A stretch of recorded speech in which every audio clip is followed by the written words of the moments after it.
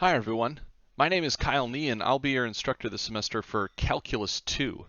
What you'll see here on the screen right now is our Blackboard shell, and hopefully you've already had a chance to access this. And if not, then stick around with the following videos. We'll take a look at how we can actually navigate this course and some of the important things. In this video, though, we're going to be talking about specifically the syllabus, and you can find the syllabus in our Blackboard shell by going to the Syllabus tab over here at the left. Now I'm going to open this up here. Here's the syllabus that we have for our course. Now technically this is the same syllabus that I'll be using for section 2 of the course as well as section 3. But if you're in section 3, you might want to go ahead and follow the syllabus link that's in your course shell, as a few details will be different, but I'll point them out here.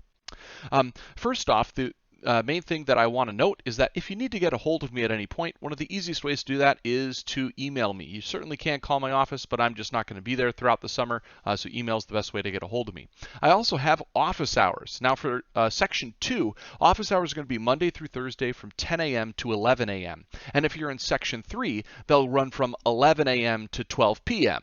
So they'll be back-to-back hours, section 2 and then section 3. Now, I really love teaching and helping people with their questions, so please don't hesitate to stop by office hours if you happen to have questions or concerns about the content that we're learning. And of course, if those times don't work for you, we can always try to set up another time, whether that's in the evening or earlier in the morning or pretty much whenever. We can try to set up a time so that we can get your questions answered. All right, let's take a look at some of the other quick details here in the syllabus. We don't really have a required textbook for this class. There is a free online textbook that we will relatively loosely reference throughout the course, but nothing that needs to be purchased. However, we will be using a calculator from time to time. It's good to have a calculator available, although of course you're also welcome to use online graphing software like Desmos or something like that if you don't have one. Here are some withdrawal dates. These are for you to know, not for me. I don't have any control over dropping you from the course. This is probably the most important part of this video. What exactly is our course going to look like from day to day? What's this general course flow? So I'll try to break that down here. So first off, video lectures. I have posted to YouTube a lot of video lectures that are going to walk you through each section that we have. And in our calendar, I have laid out in kind of a 4 or 5 day format what exactly you should be doing on every day so that you can stay on pace. So the most important thing would be to watch the videos and actually take notes during those videos. Okay? That's the best way, at least, to get started. Now, after watching these videos and kind of being introduced to the concepts and taking notes, you need to practice. And so I've put together a whole bunch of different worksheets that you can go ahead and practice with. And those worksheets come with full fleshed out solutions, not just answers, but full solutions. Now, those are never taken for a grade, but they're important for you to be able to practice with so that you can actually be successful when it comes to the quizzes and exams throughout the semester. Now, as you're doing those things, of course, you're going to come up with questions. So that's where office hours come in. Attend office hours or shoot me emails that you have with questions, and I'd be happy to respond to you. We're then going to have quizzes that's going to help to test your knowledge of what exactly you've been learning. And we're going to get those roughly about twice a week, and those are taken for a grade. They're graded on correctness. Now, you'll have roughly the full day in order to complete those. They'll usually be due by midnight of that day, every day. Or every day they're assigned. Exams will be given roughly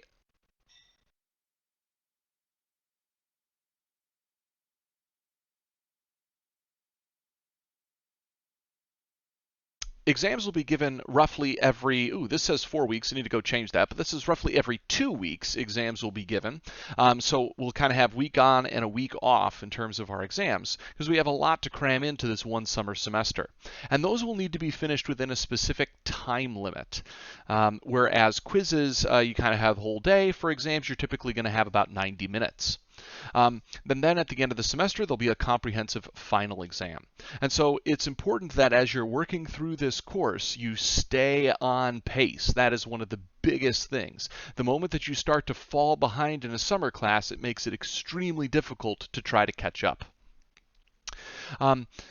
let's take a look here at the grading structure. In our class, we're going to have a total of 13 quizzes taken for a grade. We're going to have 3 exams, and we're going to have a cumulative final. Now, when you total up all the points, there are 1,000 points in the class, which makes it really easy to figure the cutoff for certain grades. To get an A, you need 900 or up. A B is in the 800s, C in the 700s, and D and lower we're not that interested in. So be aware that this is all that this class is.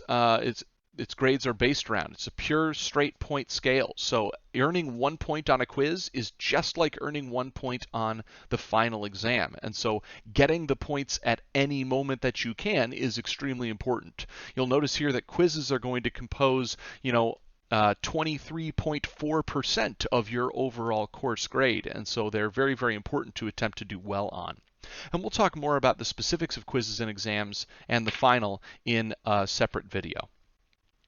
The last thing that I want to go ahead and point out in this video is all the way down here at the bottom, which is again just how to be successful in the course.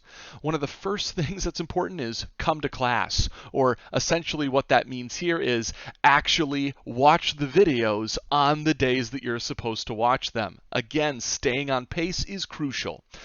Come to office hours, actually ask me questions. It's very unlikely that you're going to understand everything in this class on the first time that you see it. So expect to have questions and know that that's okay.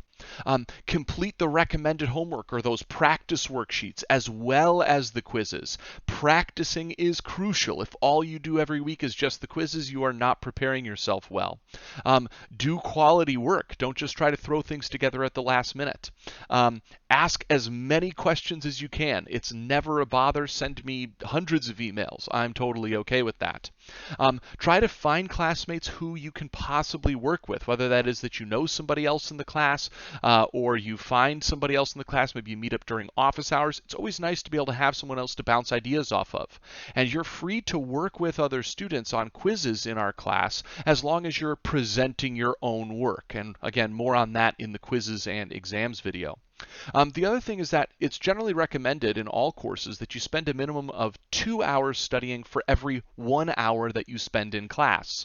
So technically, since this is a summer class, and that means that we are doing double time every single week. A normal week in a regular semester would be 5 hours of class time. So that means in the summer we're doing about 10 hours worth of class time, which means that roughly you should be spending about 20 hours of studying. Now, that might be completely unreasonable based on some of your other life circumstances, whether you have kids to watch or whether you've got a job that you're working or you're taking a whole bunch of other classes. But just know that doing a summer class is like a part-time job. It requires a lot of investment, especially when you're in some of the more heavy math and science courses. And one of the big things here as well is work to understand the concepts. You'll see me talk a lot about this idea in the videos that I have up for our lectures, is that a lot of times we get in the mindset that mathematics is all just about learning a procedure. What do I do first, second, third, and fourth? And a lot of times we can just miss the complete idea of what exactly it is we're doing. We're not really working to understand what's happening. We're just working to figure out what numbers do I plug into what formulas to get an answer. And the more that we do that, the harder things are going to be in this class. We really want to try to pull back and understand what is it that we're after? Why are we doing what we're doing? How is what we're doing actually going to work?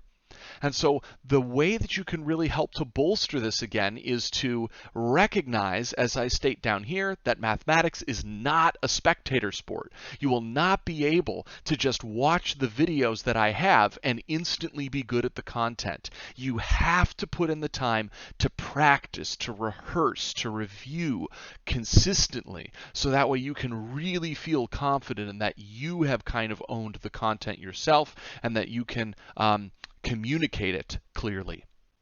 All right, in some of the other videos we'll get into some more specifics of how exactly the course works, but hopefully this video on the syllabus gives you a rough idea of where exactly you can go to look up this information, as well as just some of the general information about our course.